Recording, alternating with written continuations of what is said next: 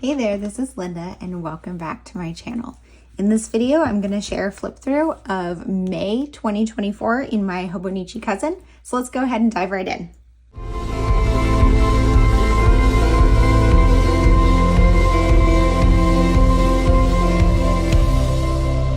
Okay, you guys, I am 5 months into this journal and you can see it's getting pretty chunky.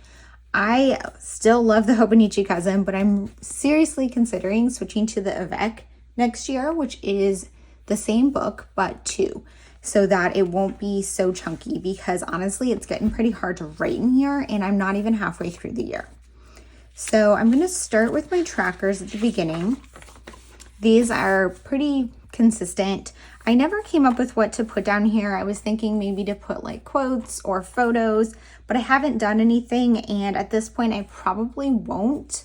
Maybe I'll come back and add something in, like a word or something, but I have to think about it. As far as my tracking, these are things that I do for fun. I'm tracking my practices, and so those are things like scrapbooking, journaling, reading, playing on my Switch, and I'm just keeping track of them, mostly just to make sure I'm prioritizing time to work on my projects, and also to see trends in terms of ones that I may be falling off of and want to either revisit focusing on them or give myself space to say I'm not really interested in this at this point in time. I did switch up what I'm tracking a little bit. I combined, so I have like my common placing and my media journal on here. I decided to combine them into one that says other journals and add planning on here, because that is also partially a hobby. It is definitely productive, but it is a hobby that I do. So I wanted to track that as well. Then flipping to my monthly spread. So I'm continuing the same pattern all year here, where I am putting an image per day, a sticker or a cutout from a magazine or a little word doodle that represents something that happened that day. Sometimes it is very like literal, like I went furniture shopping on this day.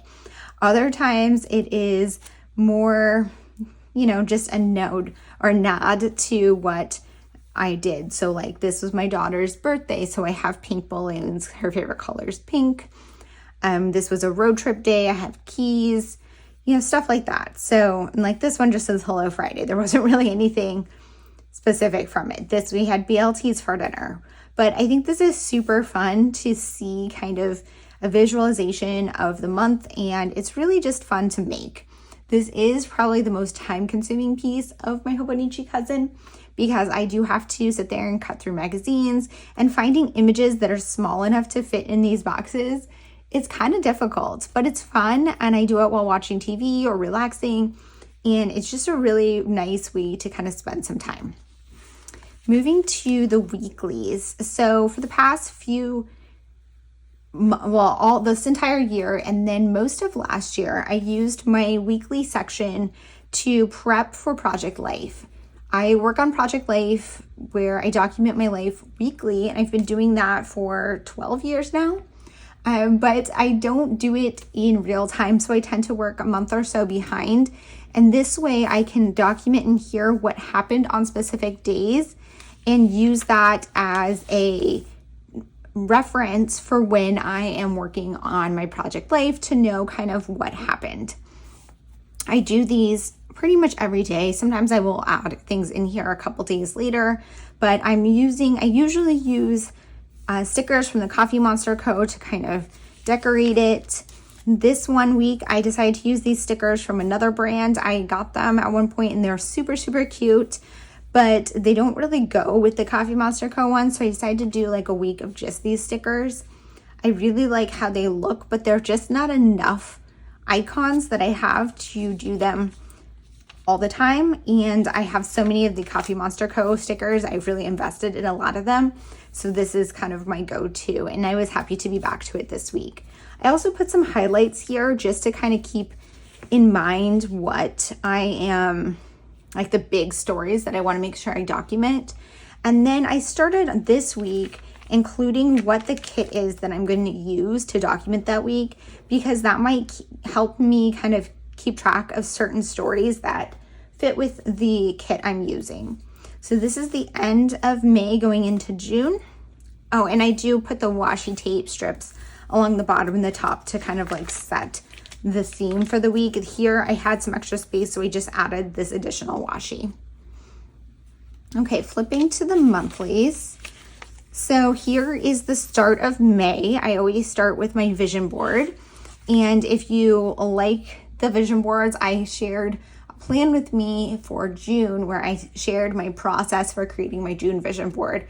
So you can go ahead and check that one out after this video if you're interested in seeing that. And if you do like that, I'm thinking of sharing those plan with me's every month going forward, but I want to get some feedback to see if everyone actually likes that and finds value in what I was sharing.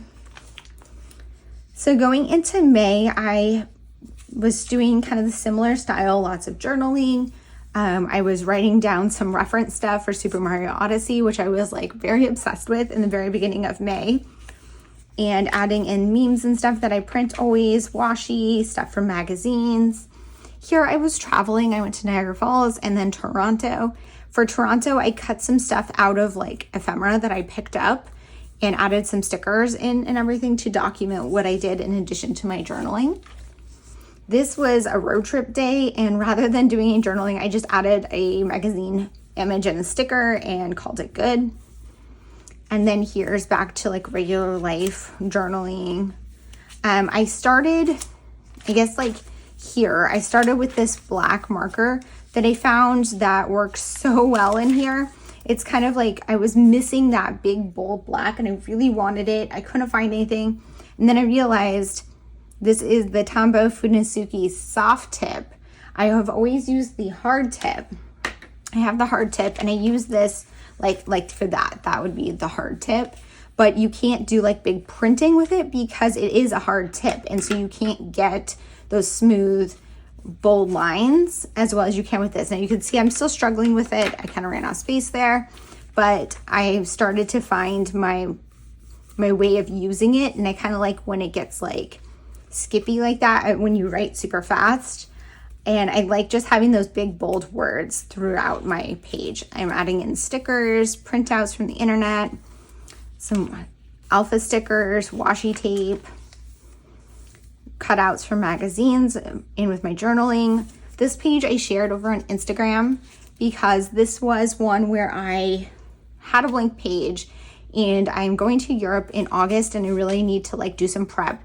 So I wanted to create a task list, and that's one way that I kind of go back and fill in my blank pages.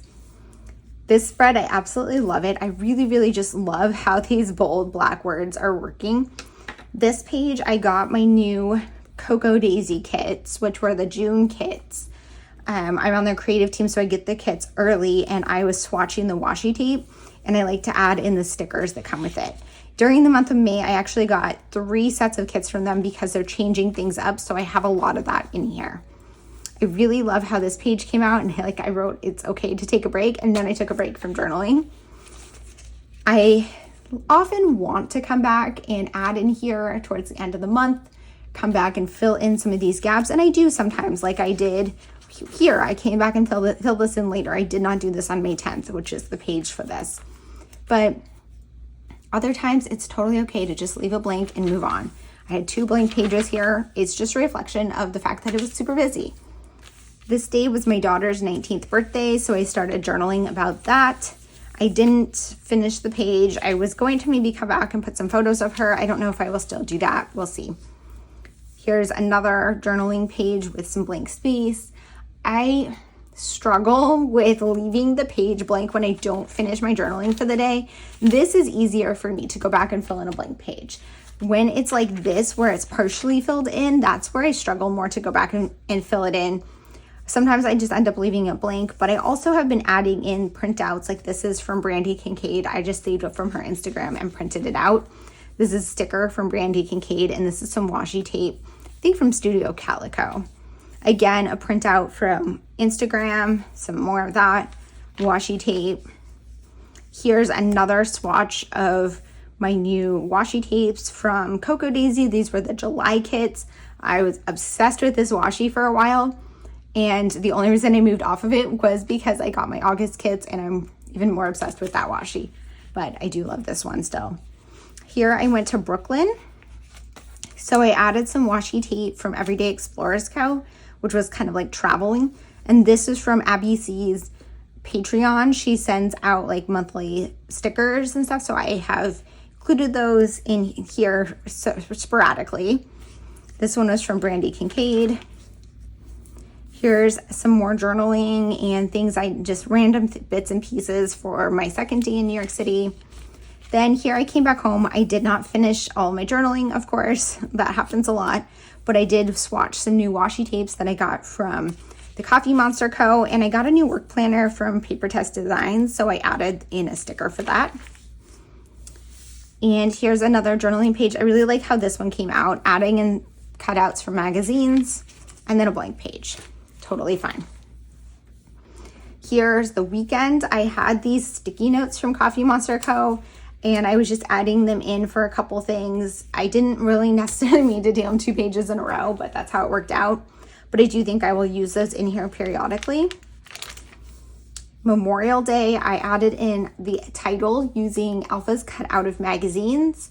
When I go through my magazines to cut out images and other things, I also will cut out fonts of letters that I really like, and I save them. I have a divided tray organizer where I save all of my mixed alphas from magazines. So when I want to write something, I can just pull them out of there. More washi tape that came from Coffee Monsterz Co. from my Washi Wizards subscription. Again, blank page though. Another full blank page. Here's some journaling. And here's another place where I just didn't finish the page. I never came back and did it. Totally fine. I want to try to work on that and finishing the pages, but it's okay if there's blank pieces. And then this is the end of May. And then on this day, I was going to go back and fill in some things. And I was looking through May, getting ready to film this video. And I thought, it's fine how it is. It's good. So I just wrote so many blank spots, but so many filled spots too, because that really is kind of a reflection of what my life looked like in May. It was super busy. I spent some time in my journal and I spent some days not in my journal, and that's totally okay. And then that's moving into June.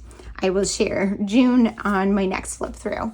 I hope that you guys enjoyed this video. I hope this gave you some inspiration on how to use your Hobonichi Cousin. Are you using a Hobonichi Cousin this year? Are you using it as a journal? And if so, have you been keeping up? Let me know in the comments. Thank you guys so much for being here. And as always, I hope to see you guys all in the next one. Bye.